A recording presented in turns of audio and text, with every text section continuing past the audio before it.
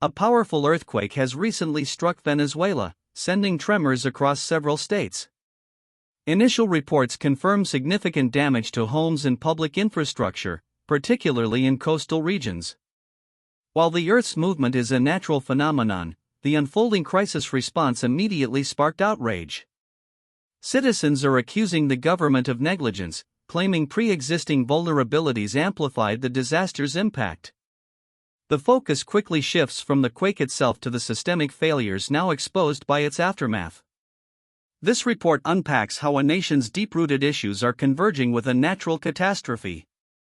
Hours after the quake, reports flooded social media detailing a perceived slow and inadequate government response. Residents in affected areas, like those in Sucre and Miranda, described waiting extensively for official aid. Local media outlets highlight citizen initiatives, where neighbors organize search and rescue efforts, often without state assistance. This stark contrast between public need and official action fuels initial accusations of negligence.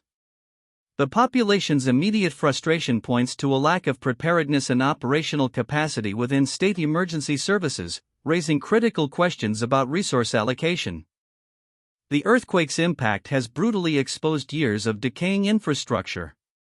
Numerous buildings, including residential blocks and public facilities, show severe structural damage, far exceeding what might be expected from a quake of this magnitude.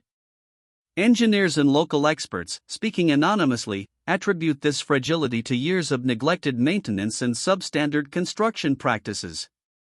Funds allocated for infrastructure upkeep, they suggest, have been consistently diverted or mismanaged. This widespread structural vulnerability turned the natural disaster into a far greater human catastrophe, trapping residents and hindering rescue operations. Beyond physical structures, the earthquake response highlights the near collapse of public services. Hospitals, already struggling with chronic shortages of medicine and equipment, are overwhelmed. Power outages are widespread, hindering communication and exacerbating the rescue challenge. Water supply disruptions further complicate humanitarian efforts. Reports from affected communities detail a desperate situation where basic necessities are scarce, and medical aid is slow to arrive. This systemic breakdown prevents an effective, coordinated response, leaving citizens to fend for themselves amid the chaos. The crisis deepens as vital services fail. Behind the crumbling infrastructure and failing services lies a pervasive accusation of corruption. For years, international watchdogs and local activists have documented alleged widespread embezzlement of public funds. Sources within the construction sector, speaking off the record, describe a system where contracts for public works are inflated, and materials are often substituted with cheaper, substandard alternatives. Funds earmarked for seismic retrofitting, disaster preparedness, and maintenance appear to have vanished. The human cost of this alleged corruption is now tragically visible in every damaged building and every delayed rescue. The absence of clear, effectively implemented disaster preparedness protocols is another critical failure. Local emergency personnel report insufficient training, outdated equipment, and a lack of coordination across various government agencies. Evacuation routes are poorly marked or non-existent in many vulnerable areas. Public awareness campaigns on earthquake safety are rare. This systemic lack of readiness means that when the earthquake struck, the system was ill-equipped to handle even the initial impact, let alone the complex aftermath. Preparedness plans, if they exist, are largely ineffective on the ground. Venezuela's profound economic crisis forms the grim backdrop to this disaster.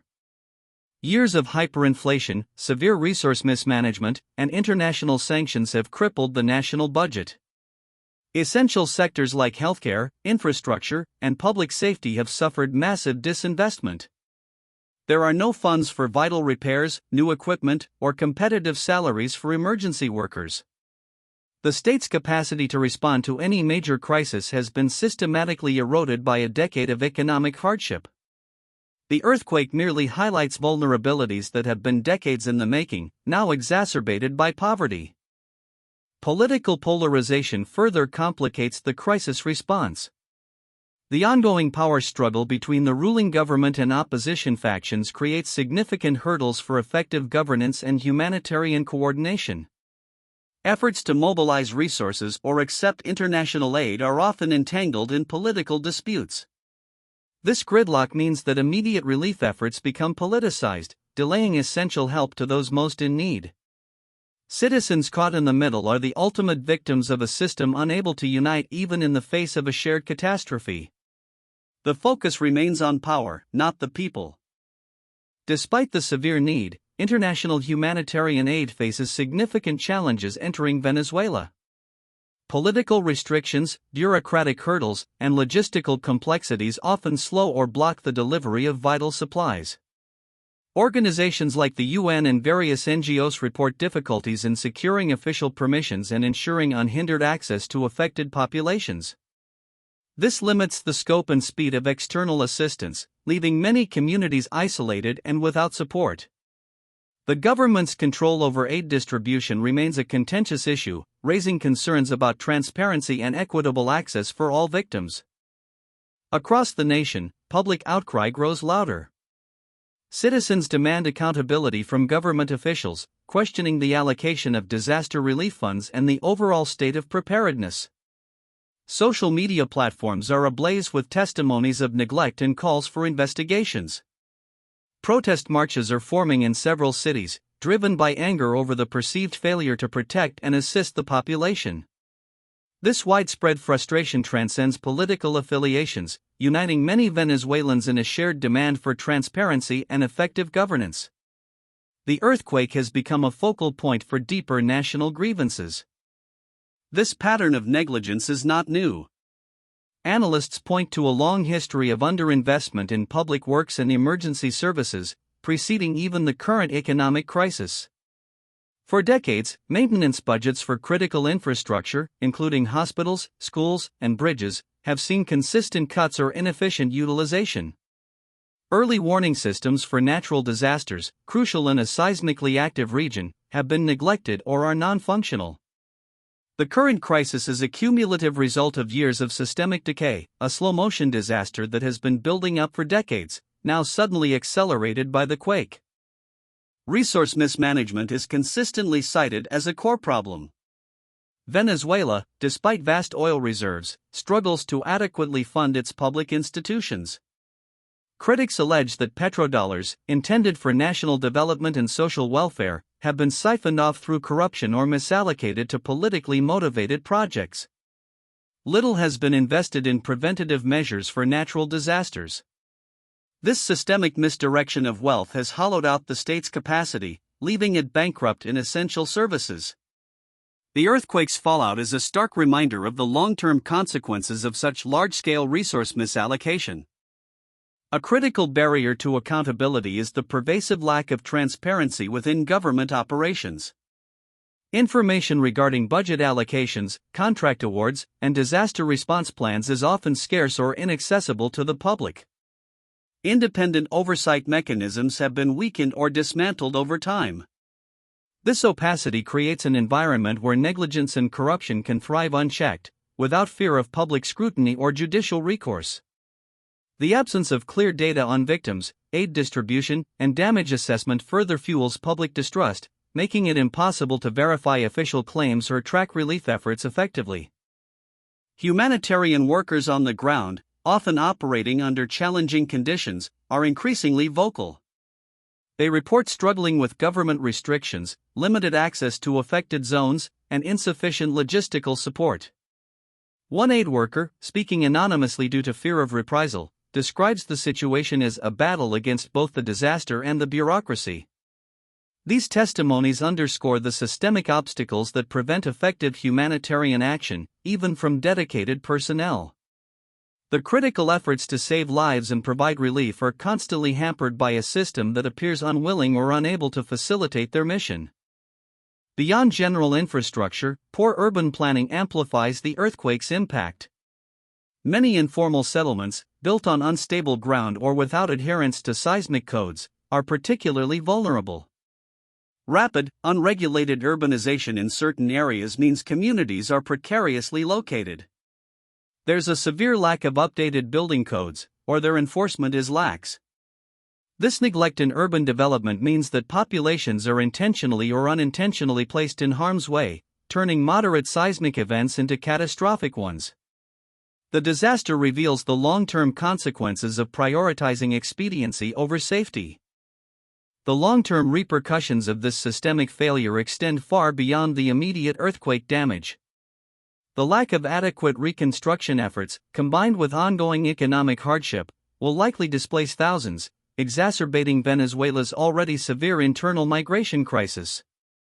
Trust in public institutions, already low, is further eroded.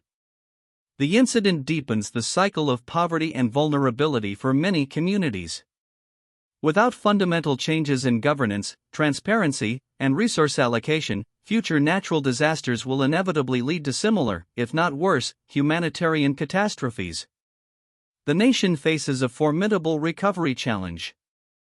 The government's official statements, while acknowledging the earthquake, consistently downplay accusations of negligence. Officials cite international sanctions as the primary impediment to effective response and reconstruction, framing the crisis as an external attack rather than an internal failure. They emphasize efforts made, often highlighting specific, localized aid deliveries. However, these claims frequently clash with eyewitness accounts and reports from independent organizations. The official narrative aims to deflect blame, but for angry citizens on the ground, the reality of the systemic failures is undeniable and deeply personal. As aftershocks continue, Venezuela remains a nation in peril. The earthquake has not only shaken the ground but also the fragile trust between its citizens and their government. The accusations of negligence, rooted in systemic failure and corruption, paint a grim picture of a state unable to protect its people, even from predictable threats. The call for accountability grows louder, resonating from damaged homes and overwhelmed hospitals. This natural disaster has become a potent symbol of a deeper, man-made crisis, urging the world to look beyond the tremors and see the underlying vulnerabilities. The immediate priority remains search, rescue, and providing humanitarian relief. But the road ahead for Venezuela is long and fraught with challenges. The earthquake has amplified calls for fundamental changes in governance, greater transparency, robust anti-corruption measures, and a renewed commitment to public services and infrastructure. Citizens are demanding a system that is prepared, accountable, and serves its people, not its political elite. The hope for recovery is intrinsically linked to these systemic reforms. The world watches as Venezuela grapples not just with a natural disaster, but with the very foundations of its state.